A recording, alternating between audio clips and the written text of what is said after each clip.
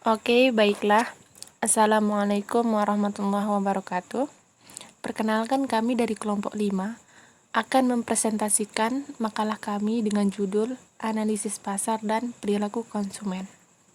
Di sini saya sebagai pemateri pertama atas nama Hamidah, NIM 190501262, akan menjelaskan materi kelompok kami dari poin A sampai dengan poin C. Next. Pengertian pasar konsumen adalah pasar yang dimana pembelinya adalah individual yang membeli produk untuk digunakan atau disewakan. Jadi teman-teman, maksudnya di sini adalah hanya kita individu saja yang bergelut di pasar ini, bukan organisasi atau golongan lain yang sejenisnya. Adapun tujuan pemasaran adalah memenuhi dan memuaskan kebutuhan serta keinginan pelanggan sasaran. Jadi, artinya di sini adalah tujuan pasar itu simple, teman-teman. Kalau pasar itu sudah memenuhi kebutuhan kita, keinginan kita, maka tujuan pasar tersebut bisa dikatakan dapat terpenuhi. Next, kita lanjutkan dari pengertian poin A tadi. Ini sambungannya. Perilaku konsumen merupakan tindakan-tindakan individu yang melibatkan pembelian, penggunaan barang dan jasa. Artinya di sini adalah semua gerak-gerik dan tingkah laku, baik tata cara tawar-menawar suatu barang, termasuk dalam perilaku konsumen tersebut. Next, lanjut ke poin B, model perilaku konsumen. Di sini terdapat dua model perilaku konsumen. Yang pertama, model rangsangan. Rangsangan pemasaran dan lingkungan mulai memasuki kesadaran pembeli. Artinya, melalui rangsangan pembeli, maka tumbuhlah kesadaran untuk membeli barang tersebut. Yang kedua, model tanggapan. Karakteristik pembeli dan proses pengambilan keputusan menimbulkan keputusan pembeli tertentu. Artinya, melalui tanggapan pembeli, maka timbullah keputusan-keputusan untuk membeli barang tersebut. Selanjutnya, tugas pemasaran adalah memahami apa yang terjadi dalam kesadaran pembeli dari adanya rangsangan dari luar hingga munculnya keputusan pembelian pembeli. Next, poin C, faktor yang mempengaruhi perilaku pembelian. Di sini terdapat 4 faktor. Yang pertama, bisa kita lihat sama-sama. Yang pertama, faktor budaya. Faktor-faktor kebudayaan mempunyai pengaruh yang paling luas dan mendalam terhadap perilaku konsumen. Pemasar harus memahami peran yang dimainkan oleh kultur, subkultur, dan kelas sosial pembeli. Kita lanjut ke faktor sosial. Perilaku seseorang konsumen yang dipengaruhi oleh faktor-faktor sosial seperti perilaku kelompok acuan, kelompok referensi, keluarga, serta peran dan status sosial dari konsumen. Yang ketiga, faktor pribadi. Keputusan seseorang pembeli juga dipengaruhi oleh karakteristik pribadi, yaitu usia pembeli dan tahap siklus hidup pembeli, pekerjaan, kondisi ekonomi, gaya hidup, serta kepribadian dan kondisi ekonomi, gaya hidup, serta kepribadian dan konsep diri pembeli. Yang terakhir, faktor psikologis. Pilihan pembelian seseorang dipengaruhi pula oleh 4 faktor psikologis utama, yaitu motivasi, persepsi, pengetahuan, serta keyakinan dan sikap. Mungkin hanya ini yang bisa saya sampaikan. Selanjutnya materi D dan seterusnya akan dijelaskan atau dilanjutkan oleh saudara kita Clara. Sekian, wassalamualaikum warahmatullahi wabarakatuh. Assalamualaikum warahmatullahi wabarakatuh. Perkenalkan, nama saya Clara. Saya akan melanjutkan pembahasan materi dari saudari Hamidah. Judul dari makalah kami ini yaitu analisis pasar dan perilaku konsumen. Jadi di sini saya akan melanjutkan materi ke bagian D, yaitu model perilaku konsumen. Jadi menurut Kotler dan Keller tahun 2008, perilaku konsumen adalah studi bagaimana individu, kelompok, dan organisasi memilih, membeli, menggunakan, dan menempatkan barang, jasa, ide, atau pengalaman untuk memuaskan keinginan dan kebutuhan mereka. Jadi ada beberapa model perilaku konsumen di sini. Yang pertama adalah perilaku pembeli yang kompleks. Jadi perilaku pembeli yang kompleks ini adalah model perilaku pembelian yang mempunyai ciri-ciri sebagai berikut. Yang pertama, terdapat keterlibatan mendalam oleh konsumen dalam memilih produk yang akan dibeli dan adanya perbedaan pandangan yang signifikan terhadap merek yang lain. Konsumen menerapkan perilaku pembeli yang kompleks ketika mereka benar-benar terlibat dalam pembelian dan mempunyai pandangan yang berbeda antara merek yang satu dengan merek yang lainnya. Yang kedua, perilaku pembeli yang mengurangi ketidakcocokan. Jadi perilaku pembeli yang mengurangi ketidakcocokan ini adalah model perilaku pembelian dalam situasi bercirikan keterlibatan konsumen yang tinggi, tetapi sedikit perbedaan yang dirasakan di antara merek-merek yang ada. Perilaku membeli yang mengurangi ketidakcocokan terjadi ketika konsumen sangat terlibat dengan pembeli yang mahal, jarang, atau beresiko, tetapi hanya melihat sedikit perbedaan di antaranya. Selanjutnya yang ketiga yaitu perilaku membeli karena kebiasaan, yang dimana model perilaku pembelian dalam situasi yang bercirikan keterlibatan konsumen yang rendah dan sedikit perbedaan yang dirasakan di antara merek-merek yang ada. Perilaku membeli karena kebiasaan terjadi dalam kondisi keterlibatan konsumen yang rendah dan kecilnya perbedaan antara merek.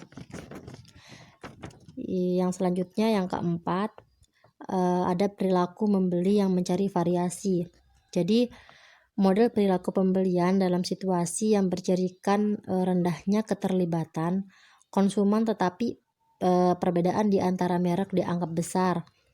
Pelanggan menerapkan perilaku membeli yang mencari variasi dalam situasi yang bercirikan rendahnya keterlibatan konsumen, namun perbedaan merek dianggap cukup berarti. Dan dalam kasus ini konsumen seringkali mengganti merek. Selanjutnya yaitu ke bagian E, peserta dalam proses pembelian bisnis. Jadi pusat pembelian mencakup semua anggota organisasi yang memainkan 5 peran dalam proses keputusan pembelian. Jadi di sini ada 5 ya peran dalam proses keputusan pembelian. Yang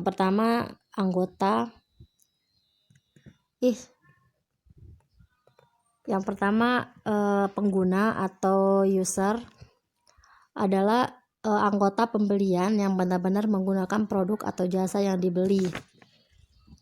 Selanjutnya yaitu orang yang mempengaruhi atau influencer, yaitu orang-orang dalam pusat pembelian organisasi yang mempengaruhi keputusan pembelian.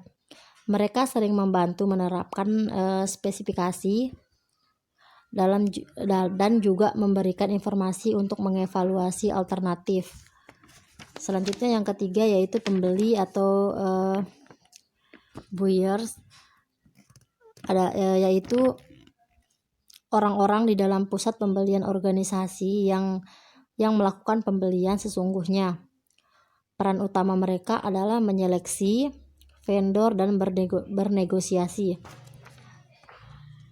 Yang selanjutnya yang keempat, pengambilan keputusan. Jadi di sini orang-orang di dalam pusat pembelian organisasi yang mempunyai kekuatan resmi atau tidak resmi untuk memilih atau menyetujui pemasok akhir. Dalam pembelian rutin, pembeli sering terjadi pengambil keputusan atau setidaknya memberi persetujuan. Nah, yang selanjutnya yang kelima atau yang terakhir, penjaga gerbang, yang dimana orang-orang di dalam pusat pembelian organisasi yang mengendalikan aliran informasi kepada pihak lain. Sekian dari saya. Wassalamualaikum warahmatullahi wabarakatuh. Selanjutnya akan dilanjutkan oleh pemateri kita, yaitu Torik Nurmansyah. Bismillahirrahmanirrahim. Assalamualaikum warahmatullahi wabarakatuh. Baiklah, nama saya Adia Torik Nurmansyah. Saya sebagai pemateri ketiga dari kelompok 5 pemasaran. Saya akan menjelaskan faktor yang mempengaruhi perilaku pembeli atau konsumen. Yang dimana faktor-faktor yang mempengaruhi perilaku pembeli atau konsumen itu ada 7. Yang pertama adalah faktor kebudayaan, faktor sosial, faktor psikologis, produk, harga, dan promosi. Dan yang pertama adalah faktor kebudayaan. Yang dimaksud dengan faktor kebudayaan itu adalah pemasaran harus memahami peran yang dimainkan oleh kultur atau subkultur dan kelas sosial pembeli. Dan yang kedua adalah faktor sosial, yaitu seperti mempengaruhi perilaku kelompok acuan atau kelompok referensi, keluarga, serta peran dan status sosial dari konsumen. Yang ketiga adalah faktor pribadi, yaitu mempengaruhi atau dipengaruhi oleh karakteristik pribadi, yaitu seperti usia pembeli, tahap siklus hidup pembeli, pekerjaan pembeli, kondisi ekonomi, gaya hidup, serta kepribadian dan konsep dari diri pembeli itu sendiri. Dan yang keempat adalah faktor psikologis, yaitu dimana faktor psikologis itu seperti pilihan pembelian seseorang dipengaruhi pula oleh 4 faktor psikologis yang utama, yaitu seperti motivasi, persepsi, pengetahuan atau learning, serta keyakinan dan sikap. Dan yang kelima adalah produk. Kebijakan produk meliputi perencanaan dan pengembangan produk. Kegiatan ini penting terutama dalam lingkungan yang berubah-ubah. Oleh karenanya, perusahaan dituntut untuk menghasilkan dan menawarkan produk yang bernilai dan sesuai dengan selera konsumen. Yang keenam adalah harga. Harga sangatlah penting dalam suatu pemasaran, yang dimana harga adalah alat pemasaran yang cukup penting dibandingkan dengan bauran pemasaran lainnya. Hal ini disebabkan misalnya karena perubahan harga suatu produk akan mengakibatkan perubahan kebijakan saluran distribusinya dan promosinya. Meskipun disangkal bahwa suatu tingkatan harga harus tepat menutup biaya bauran pemasaran itu sendiri. Dan yang ketujuh adalah promosi, yaitu usaha untuk mendorong peningkatan volume penjualan yang tampak paling agresif adalah dengan cara promosi. Dasar ini adalah pengembangan promosi adalah komunikasi. Baiklah, dan selanjutnya G, proses keputusan pembeli. Proses keputusan pembelian dimulai apabila konsumen menyadari suatu masalah atau kebutuhan terhadap suatu produk yang diinginkan. Proses kebutuhan pembeli terdiri dari 5 tahapan, yaitu pengenalan masalah, pencarian informasi, evaluasi alternatif, keputusan pembelian, dan evaluasi pasca pembelian.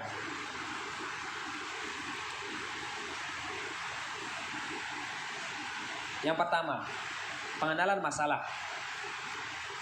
Menurut Angel, dalam Sumarwan 2011, ada beberapa faktor yang mempengaruhi pengaktifan kebutuhan, diantaranya waktu, perubahan situasi, pemilikan produk, konsumsi produk, perbedaan individu, dan pengaruh pemasaran.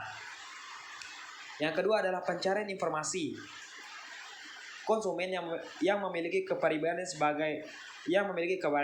kepribadian yang senang mencari informasi akan meluangkan waktu untuk mencari informasi yang lebih banyak tentang suatu produk. Dan faktor situasi seperti keadaan psikologis, keterbatasan waktu, dan jumlah toko akan mempengaruhi pencarian informasi konsumen terhadap produk itu sendiri. Yang ketiga adalah evaluasi alternatif. Yang dimana evaluasi alternatif adalah proses pengevaluasi pilih produk dan merek dan memilihnya sesuai dengan yang diinginkan oleh konsumen. Yang keempat adalah keputusan pembeli. Pada tahap keputusan pembeli, konsumen akan melakukan evaluasi membentuk preferensi terhadap merek-merek yang terdapat pada perangkat pilihan. Dan konsumen mungkin juga membentuk tujuan membeli untuk merek yang paling ia sukai atau yang paling disukainya. Dan yang kelima adalah evaluasi pasca pembelian. Ini adalah yang terakhir, yang dimana evaluasi pembeli ini sangatlah menjadi tolak ukur bagi suatu perusahaan tentang kepuasan atau ketidakpuasan konsumen pada suatu produk akan mempengaruhi tingkah laku berikutnya. Jika konsumen merasa puas dengan produk yang telah ia beli, maka ia akan memperlihatkan kemungkinan yang lebih tinggi untuk membeli produk itu lagi dan lagi. Sedangkan konsumen yang tidak puas akan produk yang telah ia beli, ia akan berusaha mengurangi ketidakpuasannya dengan meningkatkan atau mengembalikan produk tersebut, seperti mengembalikan sesuatu yang sudah ia beli karena merasa tidak puas dengan produk yang telah ia beli di suatu perusahaan tersebut. Baiklah, cuma itu yang bisa saya jelaskan sedikit. Jika masih ada yang kurang jelas, mohon ditanyakan dan kami akan menjawab yang mana yang belum jelas. Terima kasih.